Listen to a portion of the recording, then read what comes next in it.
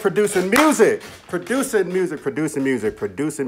Welcome back to Studio Sunday. And don't y'all love the way the vintage piano sounds? Even when it's slightly out of tune, it just always have a really dope sound to it. What's going on, Sam? What's the word? What is the word? I'm doing good. How you doing, Afro? What's going on, Henry? We checking in early this morning. Well, it's early out here on the West Coast. In Cali, it's snowing a little bit, and I'm a little amped because I've had my coffee, and I just wanted to check in early with y'all today. And I wanted to address, first of all, everybody's doing good, right? Is everybody having a good time? Is it too cold? Is it too warm? Thanks, man. Thank you. Thanks. What's up, Ankman Raw? What's up, Mac? What's going on? Yeah, Shy. Oh. I was at, I think I told you before, I was trapped at Navy Pier, me and Jibs, the guy that sing Chain Hang Low and King Kong. I was his road engineer for a couple years, and we were like really close friends. He's my brother. But we were in Chicago on Navy Pier, and he had just bought his Range Rover, and the computer went out. So we were stuck on Navy Pier in Chicago downtown in January with like 6 inches of snow on the ground. I'm not used to that stuff, but it was a good experience, man, a good experience. But yeah, everybody's doing good. Let me run through this real quick. It's UK. What's good? What's going on, Strive? What's up, Sergio? Yo, cool. How did the mix go? It's part of my hands. I'm on this iPhone 8. It's 8 Plus. It looks pretty good. Oh yeah, it's cold as heck. What's going on, Nez? What's happening? Chilling, watching a little TV. It's cold out. Man, dude, I'm with you. It's like 23 degrees. I'm like North Cali in the Tahoe area where the Olympics crap is. I'm going to be down to L.A. next week again. So, yeah. But, yeah, I wanted to address something real quick about producing music. I see a lot of people out here producing, and a lot of y'all want to be producers, or y'all striving to be producers, and you want to, you know, break the gate, you know, into the industry. Yeah, man, it's cold. Oh, nice. Good day for cooking it up. Hey, when it's cold outside, make sure you go in the studio and cook up some heat. But yeah, I noticed that people sometimes get a little discouraged about the production industry because people getting on, sometimes you may perceive them as being talented or not talented, or you just as equally as talented as they are. But don't be discouraged by that, man. What you have to do is you have to produce from the heart, make music from your heart. At the end of the day, when you look at the history of music, just ignore what's going on now, because what's going on now is kind of a fad. Music always returns. It always does. When you think about like your Quincy Jones, it was a new producer, you know, new kind of guy, black guy, playing in the jazz district up in Seattle with Ray Charles, and he just became this orchestral kind of like in between, and then went on to produce hip hop. You have Herbie Hancock, different people like that, and then let's fast forward to people like Teddy Riley and Timbaland and Pharrell. None of their music sound alike. Nowadays, people are kind of like peer pressure to make music to sound like the next producer or the next artist. But technically, guys, trust me, this is just a fad. I've been in the industry over 20 years. I am not an old man at all. I'm probably old enough to be y'all big brother, if anything, or your brother. I'm probably younger than a lot of you guys. But it always returned. I've just been in music since I was 7 years old, so I've seen the transitions, and I've seen it, you know, just how the industry evolved and just grow. But at the end of the day, produce from the heart.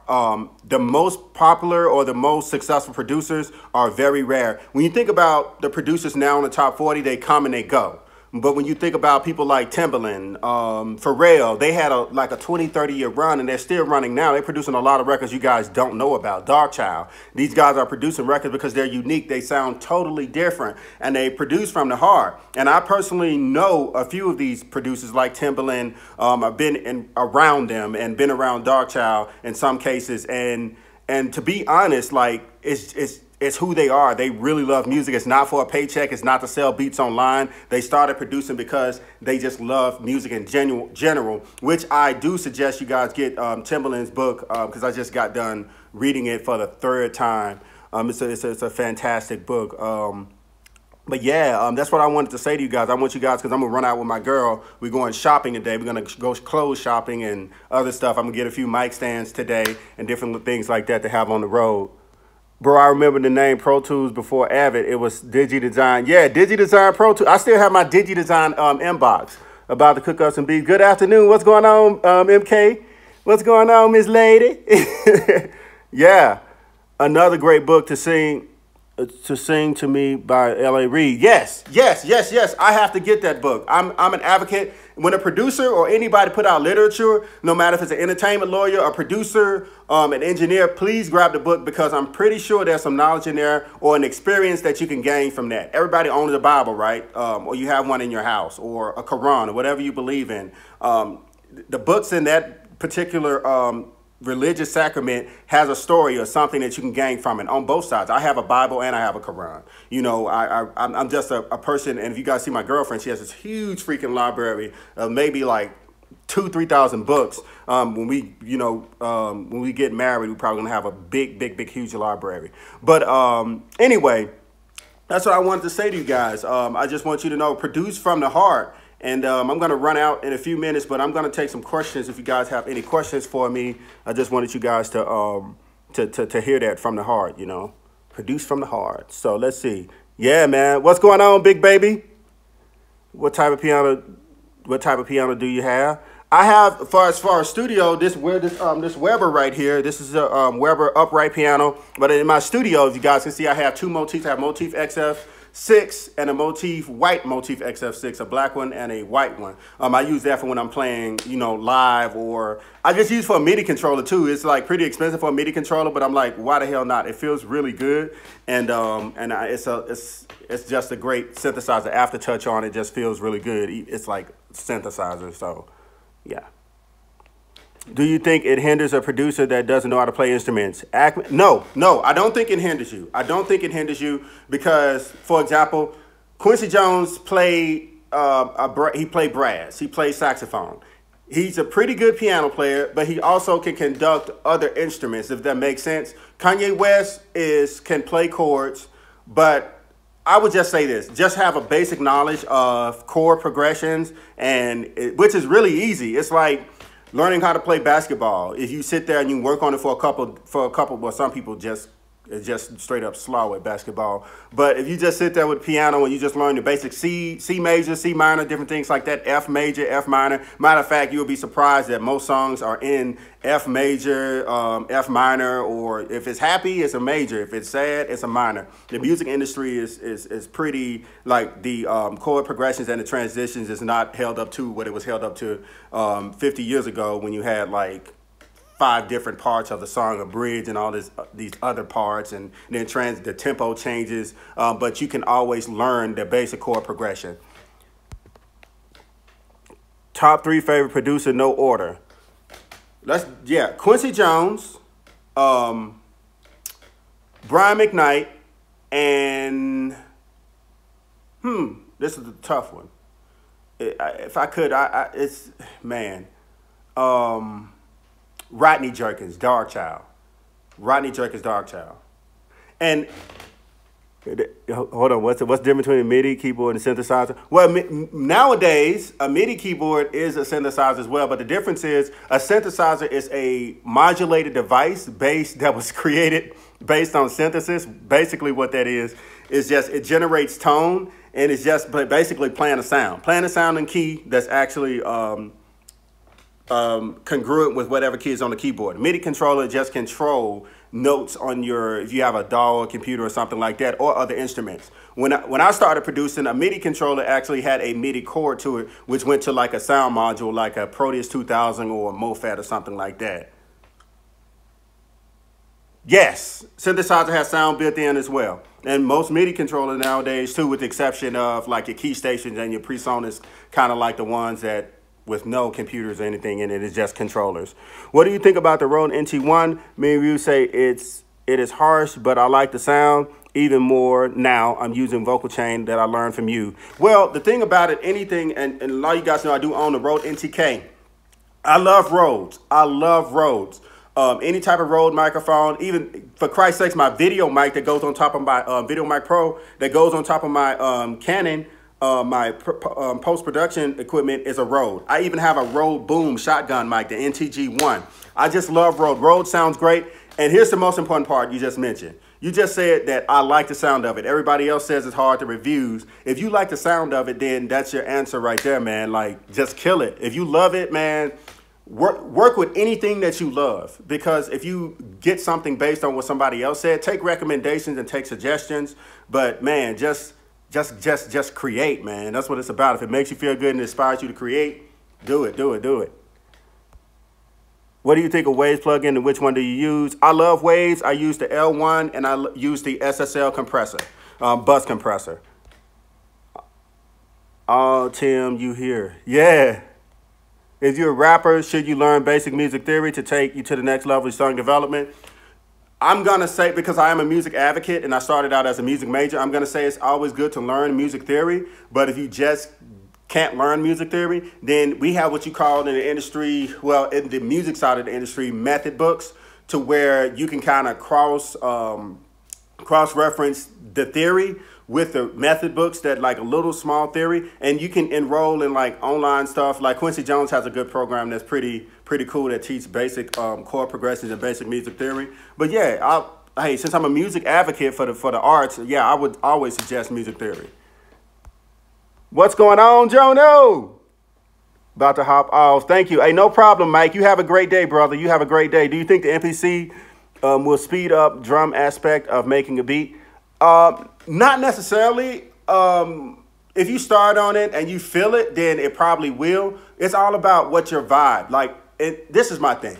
If you love something and it's in your heart that you really want to get it, just get it. Save up for it and go buy it and learn it. And if you learn it and it inspires you, because the first part of it, it inspired you to want to even go buy it and spend money on it versus going, you know, buy a special car or put down payment on a car, a new cell phone or a new television, but you decide to buy a musical instrument. It has already inspired you to want it. So try to get it and learn it. And if you're inspired by it, man, that'll speed up anything.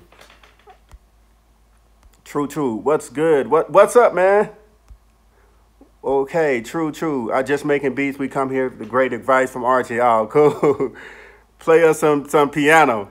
I just started. I played a little something beforehand, but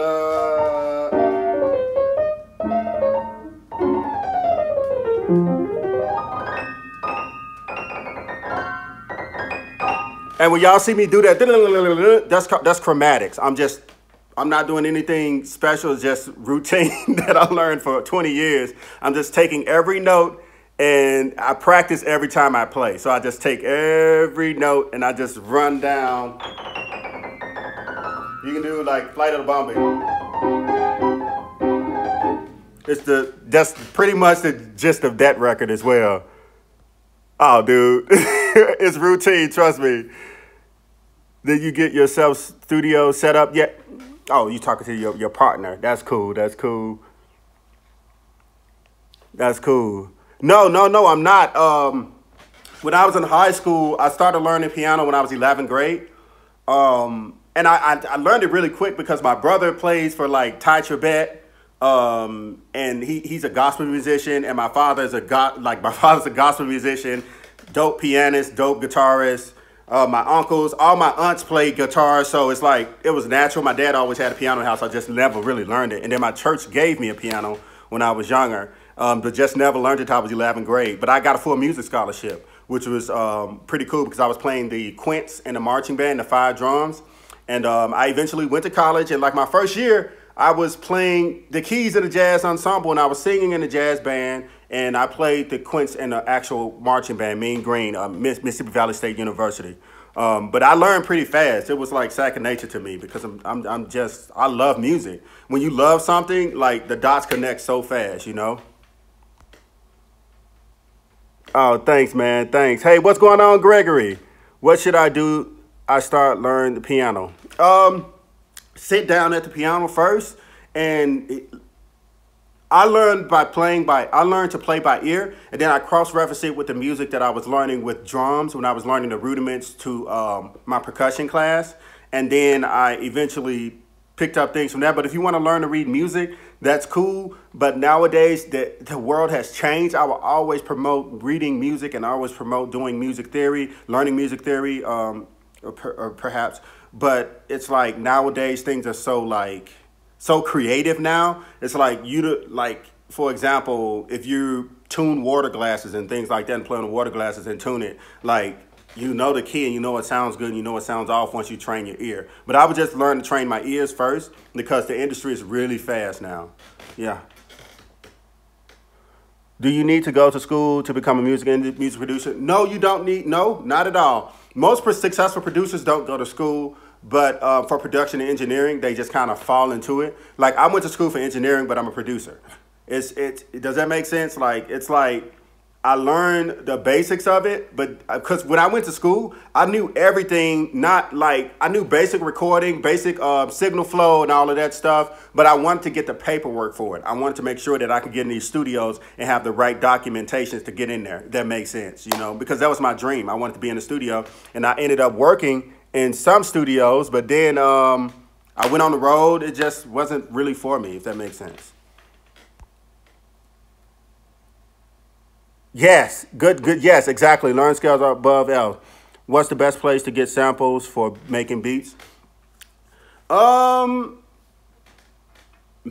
it's so many places. I'm gonna do some research on that for you because I just buy stuff. Like Track God, I got some stuff off there and East West, but yeah, it's not really drum samples because you can find drum samples anywhere. And I have like years of hard drives versus of drum samples that I picked up from friends, you know, working with Nelly, working with Jill, Bruno Mars. Like I picked up, the producers just to come in the studio and say, hey man, let's trade stuff. And it's like, yeah, it's like my drum library is basically a trade kind of like library.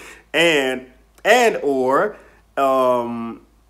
tone generation, like white noise, gated, turn to a clap. Like I just experiment, man. But I'm gonna look that up for you.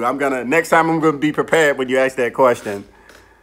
Do you ever use MIDI loops, supplements, or your own instrumentals to get your sound? No, I never do. I just go in and just go at it. Just came to say hi. What's good, Jono? Yeah, bro. How you doing today? You doing pretty good? So how many times a day do you practice scales starting off? Whenever I sit down at the key, it's just a habit. I just start practicing before I even start on the beat. That's how I start my beats. So here's the answer. How I start my beats is I just sit down and I just vibe. I feel the instrument, I feel the room, I feel the environment, and I just dead silence, and I just end up making some pretty good music. What advice can you give to get me off them black keys? For example, learn manual transposing. Look that up. What you're gonna do is basically playing the same thing, but you just step down, learn to step down. Like for example, with my majors,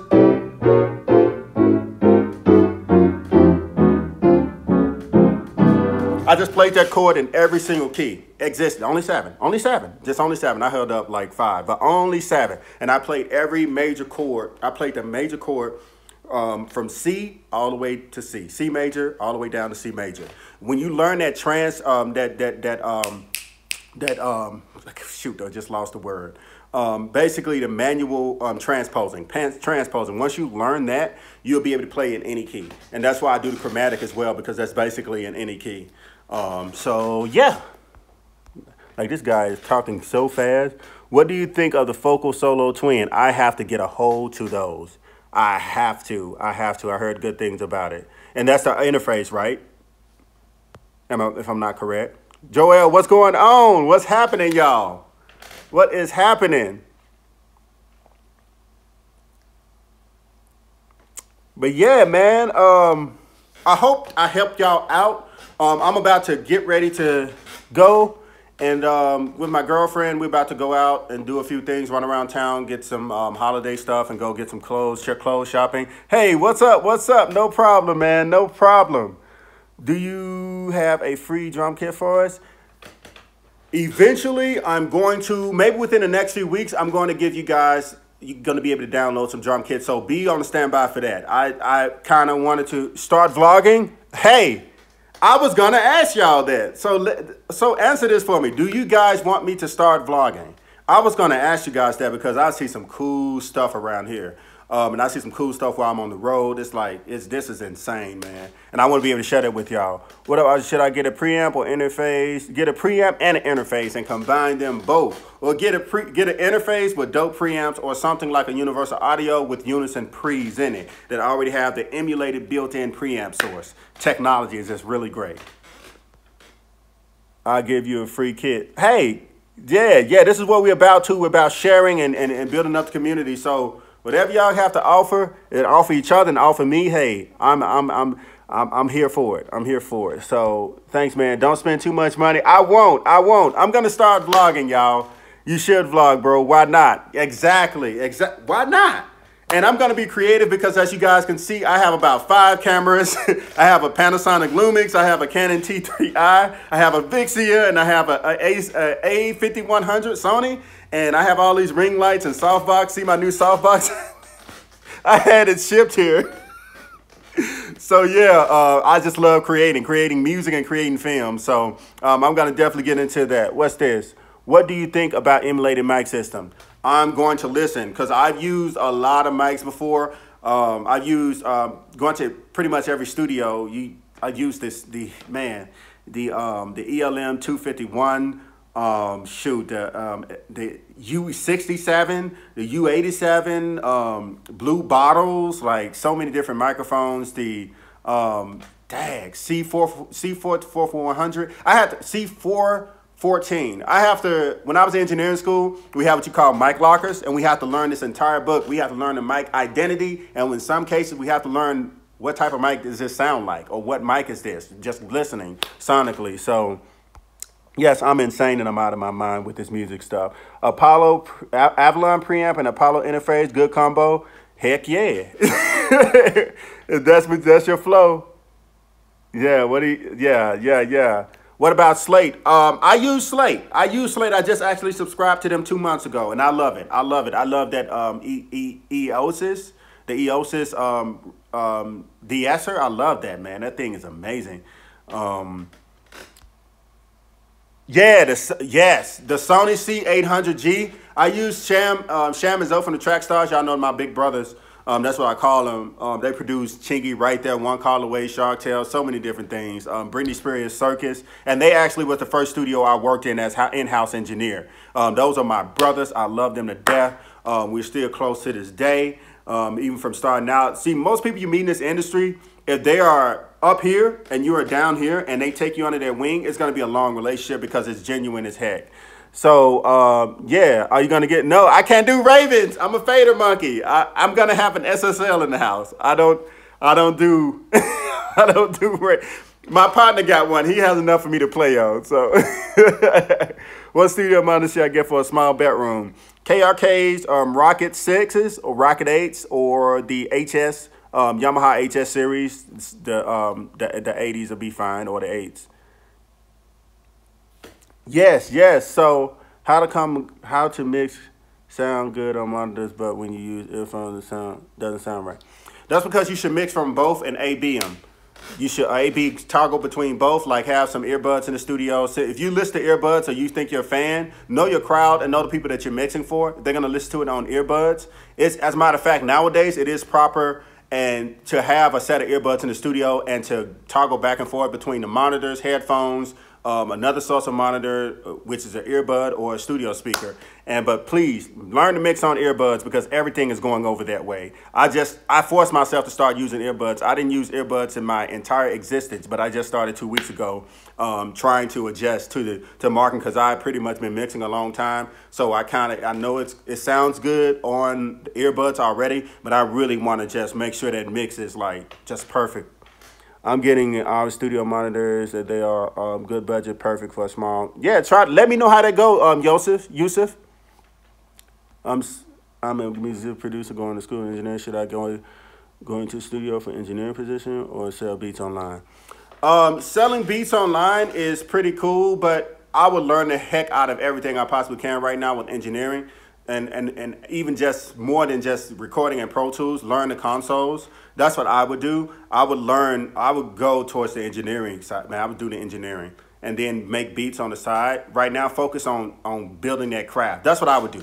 If you got a hustle game, you could do both and jump from both. Because when I was in school, I was playing keys on the street in Arizona. I was playing keys, getting my rent paid. I had a job at Sports Authority. And then I was going to school every day full time. So I had a hustle, but I was learning and trying to do things. So if you could spread yourself out thin, man, go for it. Because it's going to give you a higher worth ethic than anybody else on the drive, more than anybody else that you're competing with. So learn it, know it like, man, just know it. Know the heck out of it. And then just work hard at it, man. That's the only thing you have to do. About the mic emulation, I saw the Precision mic modeling system that's all free and recommended to sell their mic. But if you create your own signal flow, I used it a while ago. Oh, cool. But y'all keep me. What do earbuds recommend?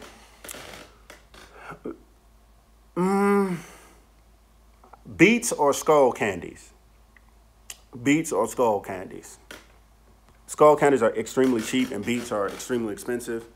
Just figure out if you mix them and they sound good on the cheap ones, then they're going to probably sound good on the expensive ones. Or if they sound good on the expensive ones, they probably going to sound good on the cheap ones. So yeah, I am about to get ready and go, guys. And I really appreciate you guys for checking me out. If you guys click below, you see anything you like in my home studio back in Atlanta, which I will be returning soon. And I have another surprise for you guys. I may be moving to LA. I just want to say that real quick because we have a lot of business out here. And but if you like anything to my home studio, click below because I am an Amazon influencer. So make sure you guys click that because I have some dope studio recommendations for like gear on there. Some cool Black Friday opportunities that's going to be that I'm about to post on there. So you guys want to make sure y'all check that out. And I'm going to, what's up, man? What is up? You guys are awesome. I'm Archie Beatz. Don't forget to subscribe. Don't forget to share this nerdy guy and let people know that I exist. Because I'm pretty awesome and you guys are pretty awesome too. This is your boy Archie Beatz, and guess what? I am signing off. If I can get this button right this time.